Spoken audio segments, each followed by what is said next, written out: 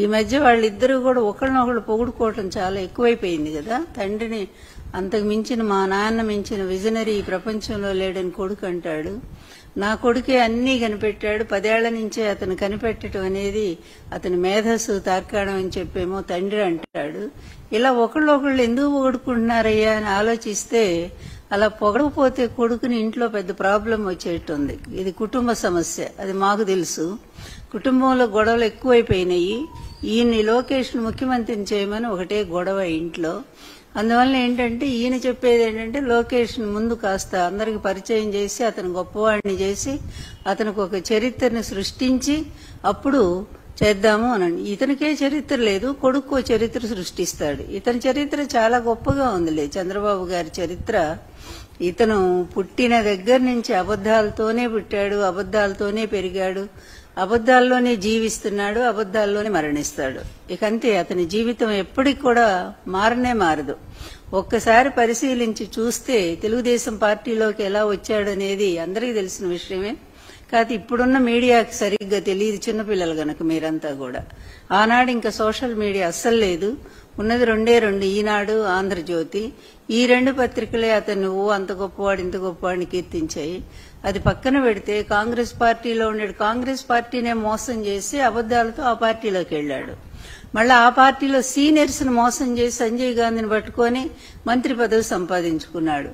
పాపం ఏదో మంత్రి అయ్యాడు కదా అని చెప్పి ఎన్టీఆర్ గారు పిలిచి పిల్లనిచ్చారు. పిలిచి పిల్లనిచ్చిన తర్వాత ఎన్టీఆర్ గారు తెలుగుదేశం పార్టీ పెట్టారు. పెట్టినప్పుడు ఈయన కాంగ్రెస్ లోనే ఉండి ఏంటి అసలు మా మామ రంగులు పూసుకునేవాడు, అదేవిధంగా నటుడు, ఆయన్ని ఓడించడం పెద్ద కష్టమేం కాదు చూడండి అని చెప్పి బీరాలు బలికి మొత్తానికి చంద్రగిరిలో పోటీ చేసి అయిపోయాడు. ఒక సామాన్య కార్యకర్త, అతను ఎవరో కూడా తెలియదు, సుబ్రహ్మణ్య నాయుడు ఏదో ఉంది.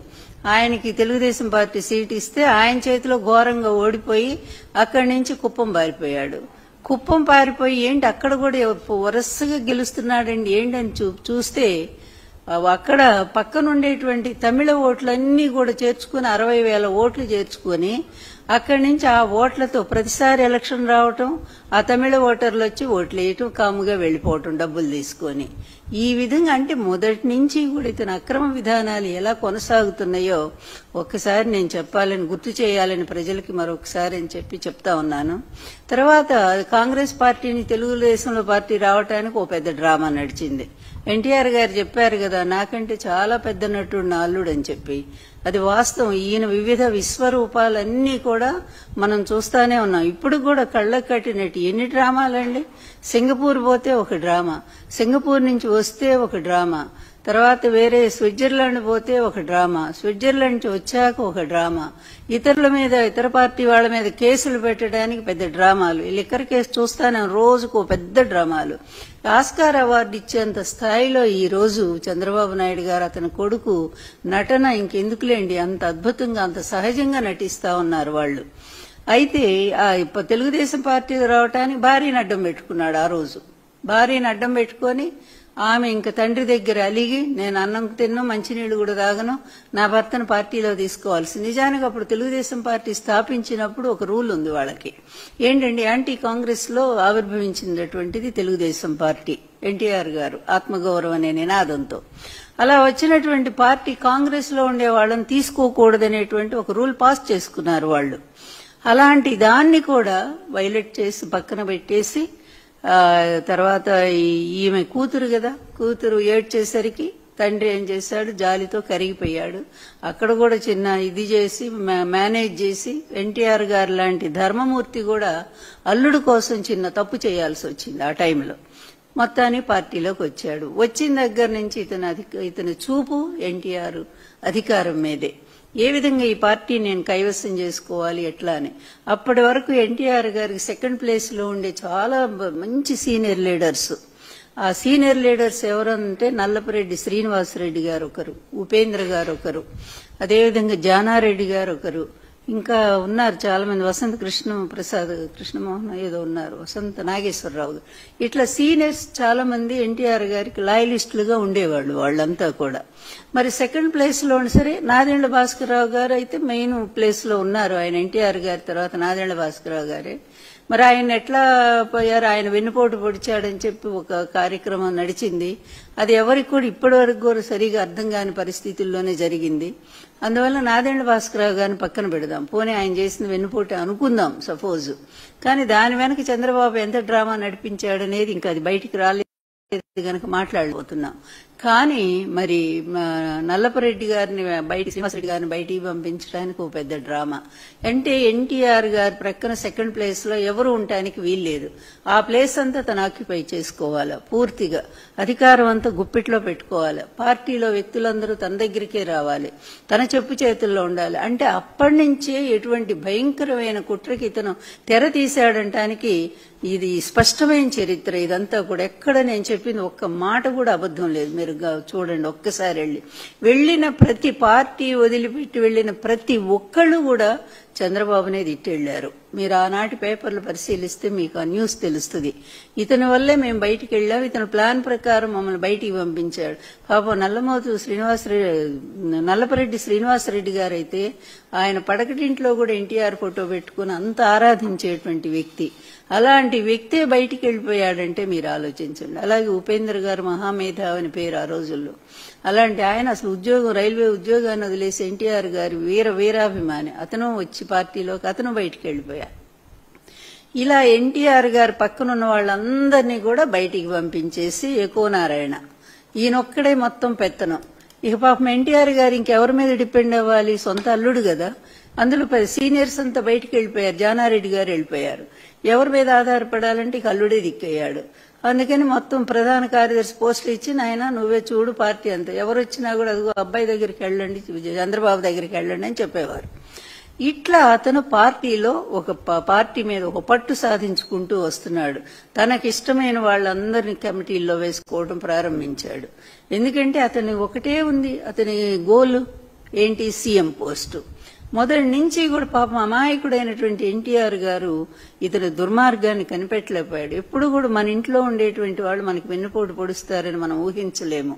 కానీ ఇంట్లో ఉండే వాళ్ళ వల్ల ఎక్కువ ప్రమాదాలు జరుగుతాయని మనం ఈ మధ్య కూడా చూస్తూనే ఉన్నాం, వైఎస్ఆర్ ఫ్యామిలీలో కూడా. అందువల్ల దారుణంగా ఇట్లాంటి వెన్నుపోటుకి అప్పటి నుంచే శ్రీకారం చుట్టాడు. దానికి ఎవరు కావాలి, అదిగో పత్రికలు కావాలి, ప్రచారానికి పబ్లిసిటీకి పత్రికలు కావాలా. అందువల్ల ఈనాడు అప్పటికే ఎన్టీఆర్ గారితో ఈనాడు విభేదించి ఉన్నాడు రామోజీరావు. ఎందుకంటే ఆయన చెప్పిన పనులు ఈయన చేయలే. 100 ఎకరాలు ఆయన అడిగితే ఎన్టీఆర్ ఒప్పుకోరు. మన జగన్మోహన్ రెడ్డి గారు లాగానే జగన్మోహన్ రెడ్డి గారు కూడా అన్యాయాన్ని ఒప్పుకోరు గనుకనే కుటుంబం దూరమైంది, అది వేరే విషయం. ఆ రోజు కూడా సేమ్ అంతే, ఎన్టీఆర్ గారు ఒప్పుకోలేదు. నీ ఇష్టం వచ్చినట్టు పేదవాళ్ల భూములు ఎలా ఆక్రమిస్తావు అని చెప్పి ఆయన ఒప్పుకోలేదు.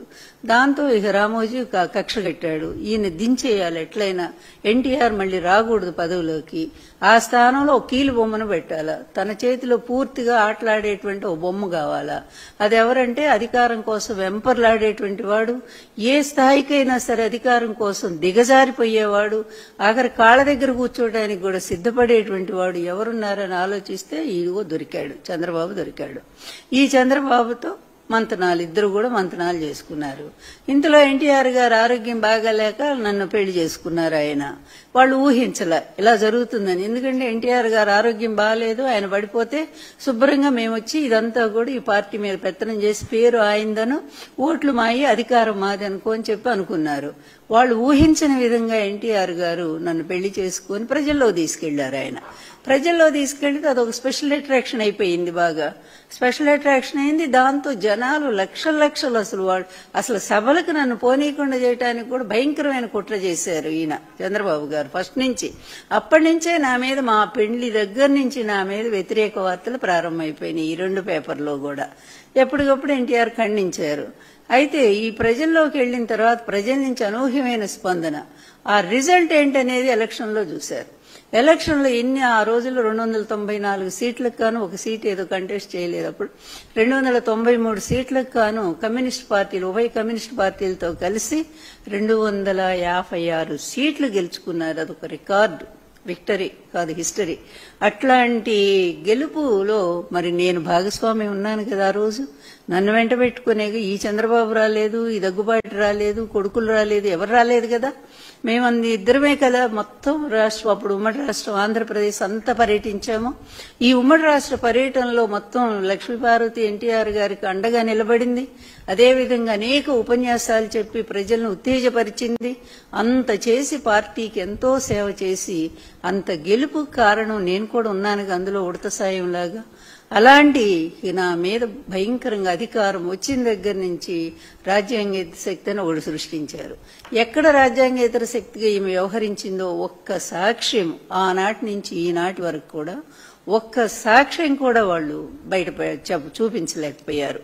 ఈ రోజు జగన్ గారి మీద ఏ విధంగా అయితే ఇన్ని అబద్దాలు, లిక్కర్ కేసు ఒకటి మోపి, అబద్ధపు కేసు, అక్రమ కేసు ఒకటి మోపి ఇష్టం వచ్చినట్టుగా రోజుకు ఒక ఏదో కారణాన్ని చూపిస్తూ అబద్దాల సాక్ష్యాలను తీసుకొస్తూ మరి అరెస్టులు చేస్తూ విచ్చలవిడిగా ప్రవర్తిస్తున్నటువంటి చంద్రబాబు నాయుడు ఆ రోజు నుంచి ఈ రోజు వరకు కూడా ఇదే పద్ధతి. ఇక ఫైనల్ గా ఏంటంటే అతనికి ఏ విధమైన సెంటిమెంట్స్ లేవు. అధికారం అనే సెంటిమెంట్. అధికారం ఎందుకయ్యా అంటే అవినీతి, డబ్బు సంపాదించడానికి. అవినీతిలో డబ్బు ఎందుకు సంపాదించాడు? అతని గోల్ ఒక్కటే. ఆ రోజుల్లో రెండు ఉండే అనేవారు. ఒకటి అది చెప్పకూడదు, అది నేను చెప్పను, బాగుండదు. రెండోది ఏంటంటే బిల్ గేట్స్ మించినటువంటి ధనవంతుడు కావాలి ఈ ప్రపంచంలో. అందువల్ల ధనవంతుడు కావాలనేటువంటి ఒకే ఒక లక్ష్యం ఇతని బాల్యం నుంచి. అతి పేదరికంలో పుట్టాడు. కనీస అవసరాలు కూడా అందించలేనటువంటి సామాన్య కుటుంబం అది. 2 ఎకరాలు, ఆ 2 ఎకరాల్లో అంత పెద్ద కుటుంబం బతకాల. అందువలన ఇతను ఎవరో సాయం చేస్తా ఉంటే చదువుకుంటా బయటకు వచ్చాడు. వచ్చినప్పుడు కూడా అక్కడ హాస్టల్లో, ఎక్కడ ఎస్వి యూనివర్సిటీలో అనేక కుల గొడవలు సృష్టించాడు. రెడ్లు, కమ్మ అంటూ ఈ మధ్య లేనిది కూడా అంతకుముందు ఏమీ లేవు. అట్లాంటి చోట ఇతని ప్రయోజనం కోసం ఇక స్టూడెంట్స్ ఇచ్చే డబ్బులతో తన పబ్బం గడుపుకుంటూ ఈ విధంగా ఒక కులతత్వాన్ని రెచ్చగొట్టి వాళ్ళ మధ్య గొడవలు పెట్టి ఈరోజు చూస్తున్నాం కదా మాదిగా మాల. ఈ రెండింటినీ కూడా ఎవరు విడదీశారు? చంద్రబాబు నాయుడే కదా. కేవలం తన స్వార్థం కోసం ఇద్దరు అన్నలదమ్ముల్లా కలిసిమెలిసి ఉన్నటువంటి వాళ్ళిద్దరినీ కూడా వర్గీకరణ పేరుతో విడదీసి పడేశాడు. ఈయన తర్వాత అసలు గోలు పెట్టుకున్నాడుగా లక్ష్మీపార్వతి నేను రావడంతో ఎన్టీఆర్ పదవికి ఎసురు పెట్టేశాడు. పెట్టిన తర్వాత అక్కడి నుంచి ఎన్టీఆర్ గారు కొంచెం మేలుకొని వాళ్ళ పార్టీని సస్పెండ్ చేశాడు. 5 మినిస్టర్ని చంద్రబాబు, అది అశోక్ గజపతిరాజు. ఈ అశోక్ గజపతిరాజు కూడా ఇతన్ని మించిన అబద్దాల కోరు, చాలా పెద్ద అబద్దాల కోరు, మోసగాడు. అదేవిధంగా దేవేంద్ర గౌడ్, ఇంకోళ్ళు ఉన్నారు, అతను ఎవరు, నల్గొండ ఆయన రెడ్డి, మాధవరెడ్డి, ఇలా 5 పార్టీ నుంచి సస్పెండ్ చేశారు. చేసినా కూడా గవర్నర్ను కూడా కన్విన్స్ చేసుకుని ఆ రోజు ఎన్టీఆర్ చేసిన తర్వాత ఏ విధంగా యాక్సెప్ట్ చేస్తారండి వాళ్ళని ఈ పార్టీకి అధ్యక్షులుగా? కానీ చేసేశారు. అన్ని మేనేజ్ చేసుకోవటమే. అటు గవర్నర్ని, తర్వాత ఎలక్షన్ కమిషన్ని, ఇన్ని రకాలుగా. ఆ తర్వాత ఎన్టీఆర్ గారు అసలు ఆయన బ్రతికుండగా ఇంటికి పెద్ద, ఈ పార్టీ వ్యవస్థాపక అధ్యక్షుడు, ఆయన ఆ విధంగా అతి దారుణంగా వైస్రాయ్ హోటల్ దగ్గర చెప్పులేసి అవమానం చేసి తర్వాత ఆయన బ్యాంకు ఖాతాలో ఉండేటువంటి డబ్బులు మొత్తం కూడా పార్టీ సొమ్మంతా కూడా స్టే ఆర్డర్ తెచ్చి చేస్తే తట్టుకోలేక అవమానాలు ఆయన గుండెకి చనిపోయారు. అతనికి కావాల్సింది అదే కదా. అతనికి ఏంటంటే ఎవ్వరు నిష్కంటకంగా ఉండాలి, పార్టీలో ఎవరు అడ్డు ఉండకూడదు. నేను వచ్చేసరికి నేను అడ్డవుతానని అతను అనుకున్నాడు. ఎన్టీఆర్ గారికి లక్ష్మీపార్వతి అంటే ఇష్టం కనుక నెక్స్ట్ ఈమెకి ఏదన్నా పదవి గట్టి పెడతాడేమో. నిజంగానే ఎన్టీఆర్ గారు 2 సార్లు ఆఫర్ ఇచ్చినా కూడా నేను తీసుకోలే, నాకు రాజకీయాలంటే ఇంట్రెస్ట్ లేదని ఆ రోజే చెప్పాను నేను. అయినా సరే లేనటువంటి కాంక్షను నాకు అంటగట్టారు. ఈమె అధికారం కోసమే వచ్చింది, డబ్బు కోసమే వచ్చింది అని. ఆ 2 అబద్ధం అని చెప్పి కాలక్రమంలో అది కూడా అర్థమైపోయింది. ఈ 2 కూడా ఆమెకి ఇంట్రెస్ట్ లేదనేది, నా దగ్గర డబ్బు లేదు, అధికార వ్యామోహం లేదని. అయినా సరే అవే మాట్లాడతారు. జగన్ గారు 1,00,00,000 కోట్ల అవినీతి అంటూ ఏ విధంగా అప్పటి నుంచి ఇప్పటి వరకు ఇప్పుడు కేసులన్నీ కూడా ఏమి లేదని చెప్పి ఈడీ, సిబిఐ అన్నీ కూడా చెప్పేసినా కూడా 1,00,00,000 కోట్లని ప్రచారం జరుగుతూనే ఉంది.